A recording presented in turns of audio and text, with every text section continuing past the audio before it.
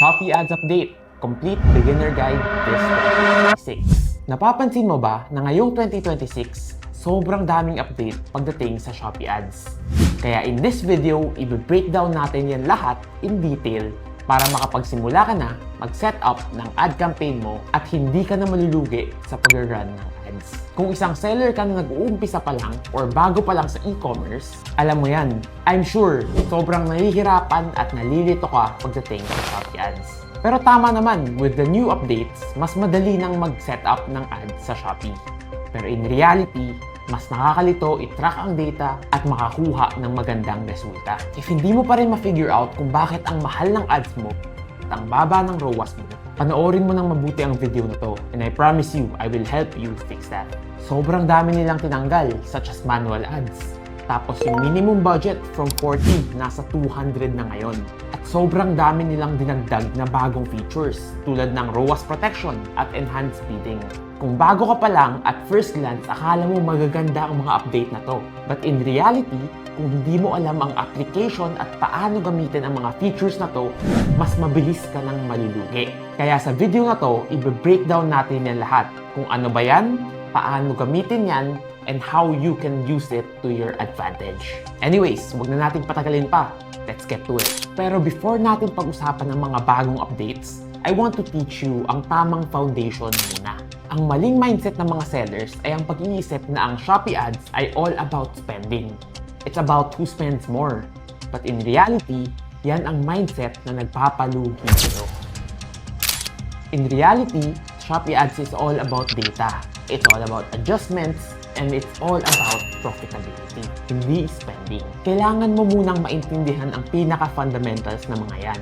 That way, mate-take advantage mo ang mga updates ni Shopee. Now, pumunta naman tayo sa mga specifics at ang mga actual tools. So number 1 is product ads. Ito yung pinaka-common and basic na ads pagdating sa Shopee.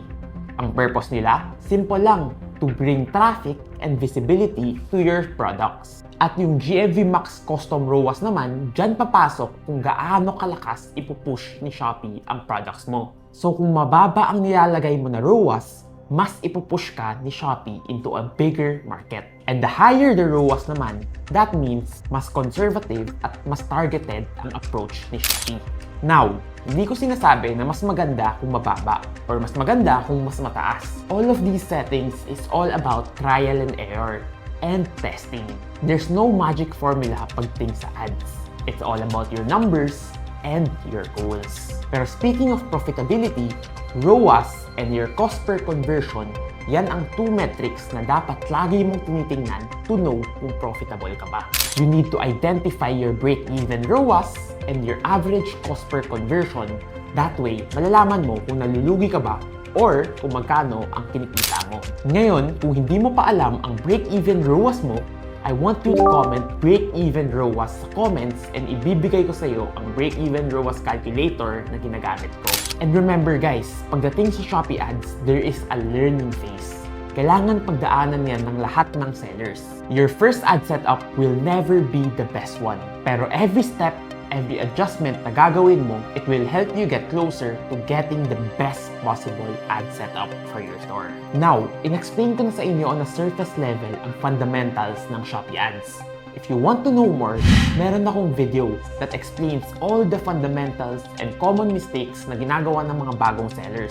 So be sure to check that video out if you want to know more. Anyways, balik tayo sa video na to, which is specifics sa mga updates ni Shopee. So ang unang pag-uusapan natin ay ang isa sa pinaka-best new features ni Shopee, which is ROAS protection. Parang insurance system yan na built directly into your ads. Ang ginagawa nito ay sobrang simple lang. It serves as a security na yung sinet mo na target ROAS ay kailangan maabot. And if it gets lower than that, Shopee will subsidize the spending. So sobrang ganda ng tool na to kasi may protection ka. Normally, kung walang ROAS protection, talo ka na agad at masakit sa wallet. Alam mo na kung ang isiset mo na ROAS ay 10, kailangan maabot ni Shopee ang 10. And hindi siya pwede kumuha ng lower than 10. For example, ang sinet mo na ROAS ay 5 for a specific product ads. Pero yung actual na nakuha ng ROAS ay 3.8 lang. which is below 95% of your target. Pero dahil sa bagong update na to, Shopee actually gives you free ads credit para mababawi mo ang talo mo. Literal na parang may insurance ka at may hit mo ang target mo as long as tama ang sineset mo na ROAS target and clear ka sa goals mo. Ngayon, pag-usapan naman natin kung paano ka makakasali sa ROAS protection. And it's actually quite simple.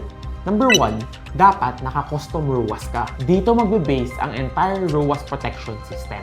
Number 2, kailangan may at least 5 conversions per day ka. That way, Shopee has accurate data to judge your products. Number 3, your actual ROAS needs to be 90% below the target that you set.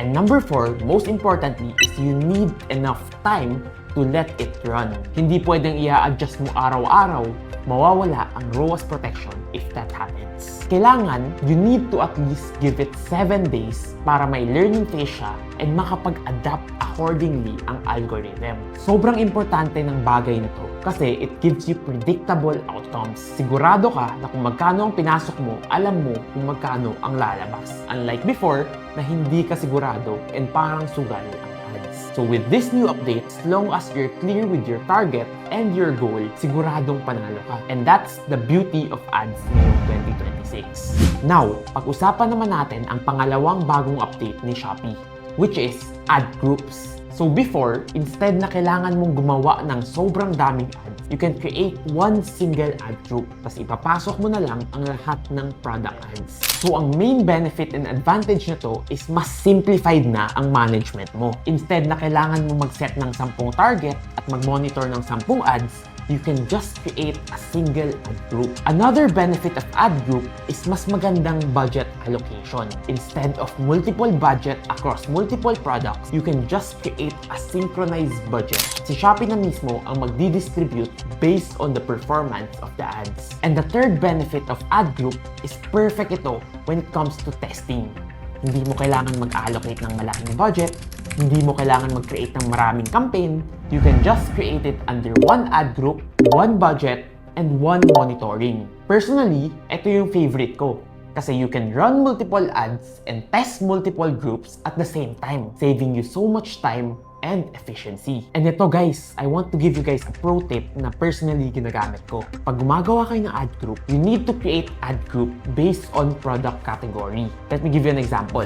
Sabihin natin na binibenta mo ay vitamins and supplements. You need to create an ad group for kids, for moms, and for dads. Different micro demographics. You need to create a separate ad group for micro demographics. That way, mas maganda ang testing ni Shopee.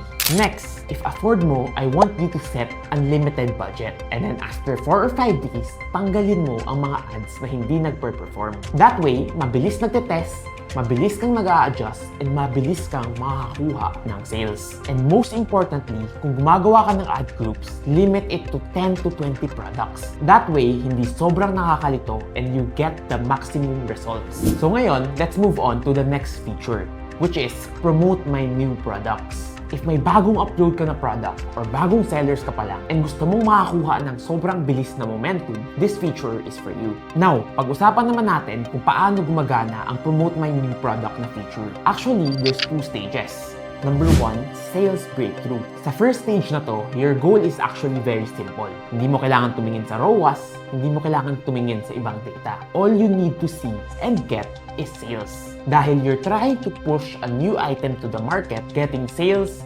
traction, and reviews is the most important part. So ang main difference nito with traditional product ads is speed. Mas mabilis at mas efficient and mas mabavalidate mo agad ang bagong product mo sa market. Now, dito naman tayo papasok sa stage 2, which is sales acceleration. Dito yung papasok na yung sobrang daming orders. Pero remember, hindi ka pa necessarily profitable. So after ma-reach mo na ang sales acceleration, wherein sobrang daming orders na pumapasok, you need to turn it off. At dito, ililipat mo na siya to normal ads wherein binabantayan mo ang target ROAS. At dyan na papasok ang ROAS protection. So actually, all these features work hand in hand for you to get the best possible results as long as alam mo ang ginagawa mo. Now, let me give you guys a pro tip. Hindi nyo pwedeng hayaan ng sobrang tagal sa promote my new products ang mga ads nyo kasi malaki ang chance na malulugi kayo. This feature is purely to give you the boost sa simula. And then after nun, kailangan nyo nang ilipat at i-adjust. So ngayon, pag-usapan naman natin ang pang-apat na bagong feature, which is enhanced bidding. Ito yung nire-recommend ni Shopee na taasan ang budget at babaan ng target ROAS on specific campaign days. Personally guys, pag ako ang tatanungin nyo, sobrang hate ko ang feature na to. Kasi once you enable this, mas tataas ang spending mo, mas bababa ang ROAS mo, and as a result, mas malulugi ka. So kung beginner ka pa lang at maliit lang ang margin mo, I recommend na wag kang sasali dito. The only time that I recommend na sumali ka dito ay if sobrang laki ng margins mo at sobrang gusto mo i-push sa market ang mga products mo. If not, it's better to adjust it manually. Don't give Shopee the control to change your setup kasi that's one of the biggest costs na nalulugi ang mga sellers. Next, pag-usapan naman natin ang pinakahuling update ni Shopee, which is rapid boosting and smart vouchers. Kung gusto mong mag-scale ng mabilis at pumasok sa market ng mabilis, this is your best friend. So makinig ka ng mabuti. Rapid boosting, parang turbo mode yan for GMV Max ads. Kung gusto mo maging sobrang aggressive, you can enable this. Yung pros and cons niya, sobrang simple lang. The pros are you can test product ads really fast at kaya mong i-penetrate ang market ng sobrang bilis. And the cons are mas less efficient ang ads mo. One of the main problems pagdating sa product ads ay during the first 7 days, lalo na kung bago ang store mo, sobrang bagal gumalaw ng algorithm. Walang gastos, walang conversion, and walang data. Dito pumapasok ang rapid boosting. It helps you accelerate the process faster. Now, pag-usapan naman natin ang smart vouchers. This is a systematic voucher na binibigay ng platform to drive more GMV for specific items. Yung platform na ang nagka-calculate ng strategic voucher value.